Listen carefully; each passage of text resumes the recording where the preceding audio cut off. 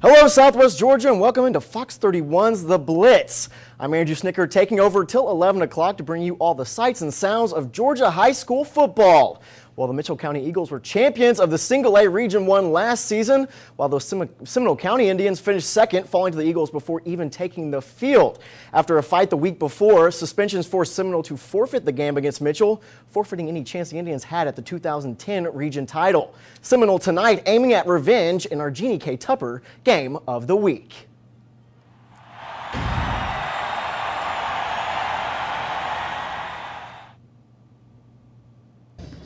Mitchell 2-0 this season, 1-0 so far in the region, while Seminole County, well, they've posted sky-high offensive numbers in their route to 4-1 record. The Indians hosting this one in Donaldsonville tonight. In the first quarter, it's actually zero. It's a no score, 3:30 into the game. Quarterback Antoine Buggs passes it to Chris Brown. He runs the ball up the middle in for a score. The extra point was good as well, making the score 7-0. Seminole County leading just like that. Now still in the first quarter, Seminole fumbles. Hey, in Mitchell County, they're pointing at it. They got it. They take possession on that play. Still in the first, after the fumble up there at the 8-yard line, quarterback Derek Davis, he finds Desmond Jones for the touchdown. Right about there. Oh, a little jive right there as well. Extra point was good with 2:40 left in the first quarter, making the score 7-7. Now Seminole tries to score before the end of the first with a 32-yard run here by Antoine Buggs, but they were unable to score. It didn't really matter much in this one. Seminole rolls over Mitchell County, getting their revenge 49-21. Mitchell will be back in Camilla next Friday against Miller County. Well, another Single-A Region 1 matchup in Dawson tonight. The Terrell County Green Wave hosting the Calhoun County Cougars. Terrell earned their first win of the season last week. Congratulations, sneaking by Miller County 20-19, going for their second tonight. In the first quarter, red zone for Terrell County. Greg Wright, he's running to the right side, and it was all right. 7-0, Terrell County up early. Now in the second quarter, Calhoun County, they were threatening, and they looked to have a successful score here. But you see it right there. Now, there's the flag. It was a block in the back by Calhoun County. Touchdown is nullified. It's okay. Calhoun cheerleaders, they will get it back. They get on the board late in the second. Now Terrell leading 7-6, driving in the final minute of the half. Wright hits Raheem Spencer down the middle for a good gain right there. Now down to 34 seconds in the half. Time ticking down. Wright punches it in for the touchdown. 13-6 at the half. Terrell was leading, and currently the score, that's all the score we have right now. If you have a score update, please let us know. 13-6 as the half is what Terrell had. Green Wave rolling on with another home game next week facing Randolph Clay. Albany High School with 8 days off between games back tonight in the friendly confines of Hugh Mills. Last Thursday, the home turf not so hospitable against Fitzgerald. The Indians planning to make up for it tonight against Berrien, but Berrien, well, they were relentless. They scored first. There's Albany focusing, now down 7-0 in the first quarter. Albany, their offense gets going.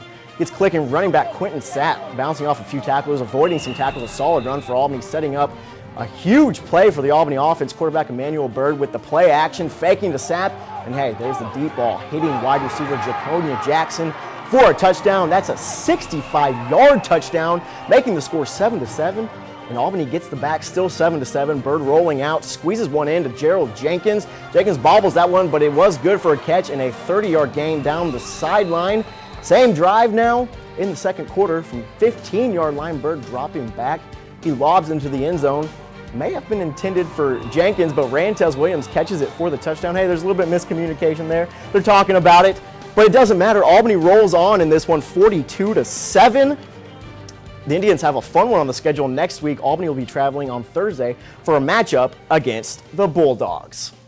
Last week, it took a half of football to spark the America's Sumter offense, but the Panthers and quarterback Bryce Benton got rolling to come from behind and beat Worth County 36-29 last week. This week, America's looking for their third straight win, hosting Monroe. The Monroe Tornadoes on the opposite end have been struggling losers of their last three, hoping to rebound in America's tonight, but it was absolutely a defensive struggle from Finkley Robinson Stadium. Great plays in the first quarter. Monroe's Divine Noel, he finds no room. There he goes, losing some yardage. Still a scoreless game. Panthers Bryce Benton, well, he's sacked. Feeling the heat. It's 0-0 at the end of the first quarter. Bryce Benton was working it last week, not as much early on. Monroe moving now. Brandon Gordon sets up gets to the 20-yard line. And then Charles Strafford, his pass is picked off by Joseph Daniels, and He returns it into tornado territory, setting up Americus Sumter in good position to score. Benton then would find Malik Thomas with the screen, and Thomas, well, he does the rest, getting into the end zone. The extra point was missed, making the score 6-0 Panthers in the second quarter. Hey, and I would be lying if I told you there were more scoring. This one was a defensive battle. Monroe loses tonight 6-0, falling to Americus Sumter. More AAA region games for both teams on the road. Next Friday, Americus will be at Crisp with Monroe down in Sylvester against Worth. Crisp County at home in the Cougar Den for their region opener tonight. Had 2 weeks to prepare for Doherty Trojans, while Doherty, well, they're just preparing to forget last Saturday's 47-0 shutout loss at Westover. Now, this is on the opening kickoff for Crisp County. It's returned by Teron Butts, and he takes it all the way back. Barely touched, number 2 was there. The extra point would be good as well, giving the Cougars an early 7-0 lead. It didn't get prettier for Doherty. Cougar quarterback Trevor Sheely passes to Jontavius Carter for a nice gain down here down the sideline. Still 7-0 Crisp. Cougars' Jimmy Walker runs to the outside, taking it inside right there to the Doherty 5-yard line, threatening again for another score. Now, running back Kevin McGrant, he takes it in from the 1-yard out. Extra point was good, making the score 14-0 Crisp.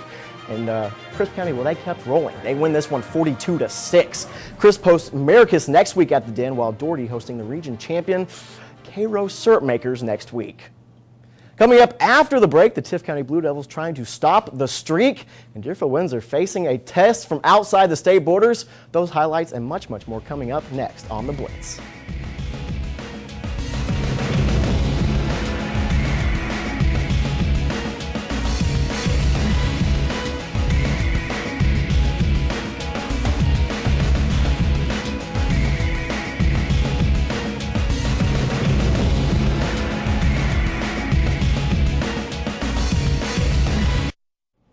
And welcome back to the Blitz. The Tift County Devils feeling extra blue this week. A 3-game losing streak to begin tonight's 5A Region 1 play was not what head coach Jay Walls had in his plans.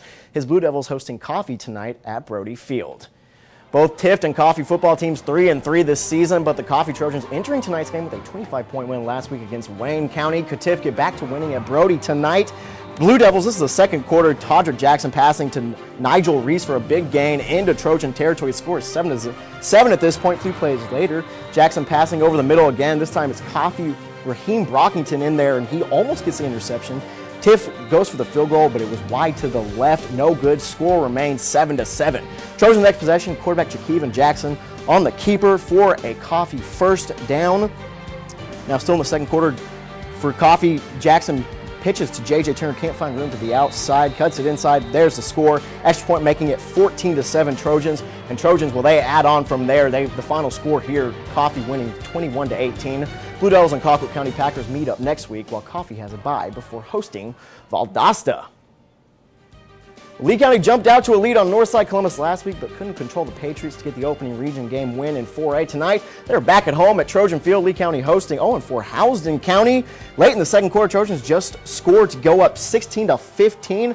The Bears driving there after Trojans score before halftime. Taylor Ring pulls back in, races for the touchdown. Two-point conversion was no good. Now in the third quarter, Leesburg first possession. Matt Mears hitting Casey Hightower. Hightower making a good, solid gain down there, 21-16 Housden at this point. Then Mears gives it to Kenneth Hurley. They lose the football. Bears recover it, still 21-16 Housden. Trojans D, well, they hold, and the offense takes advantage. Mears throws back to Josh Cabrera, the sophomore. He races across the field into the end zone. That's a stellar sophomore right there. Two-point conversion, no good. It was 22-21 Lee County at this point, and we got overtime out in Leesburg. It's 28-28. Going into overtime, the Trojans begin game one of a 2-game road trip next Friday at Northside Warner Robins. Since losing to Stratford Academy in the second game of the season, the Deerfield Windsor Knights have been cruising, winning their next 3 by an average margin of 26 points. Tonight, the Knights faced a tough task with the state of Florida's top AA team visiting North Florida Christian School. Deerfield Windsor with their final non-region game of the season taking on those Eagles. Florida State backup. Hey, this fun fact, quarterback Clint Trickett from Florida State, he played high school ball at North Florida. That's a good one. Tonight from Webb Memorial at halftime, Deerfield trailing 14-7 against a much bigger North Florida Christian squad. Third quarter there, this was a clutch play by Karan McLean on a third down to get North Florida to punt. Now Deerfield driving in the third. Quarterback Dallas Margerson hitting McLean again on a nice 20-yard gain. McLean doing a lot of the work there. That was on a 2nd and 15. Spinning off tackles, working down the sideline, getting a 20-yard gain. Knights in business. Same drive. This is when it gets a little sticky for Deerfield. They botch the handoff, and it falls directly into the hands of linebacker North Florida's Tony Theos. Yep, there it is, pointing. North Florida gets the ball, and they would punch it in from short yardage, giving North Florida a 13-point lead, 20-7. The extra point was no good, and currently in the fourth quarter, it is 20-7. DWS travels to Pinewood Christian next Friday. Well, great football action throughout Southwest Georgia. And hey, these are the plays of the week brought to you by the Albany Arthritis and Orthopedic Center. First play, we're going to Cordele, Crisp County. This was Teron Butts bobbling the kickoff, but he didn't have much problems after that, scoring on the long kickoff return. Hey, first play of the game, that works. Second play, Albany's Emmanuel Bird finding Jaconia Jackson deep for the 65-yard touchdown. Even better news, Albany rolls in this one, 42-7, beating Berrien. Remember, log on to mysouthwestga.com and click on the Blitz to vote for the more deserving top play of Week 7. Well, coming up, we'll fast forward to the important high school games on next week's schedule, and then the Fan of the Week will unveil who that is next on the Blitz.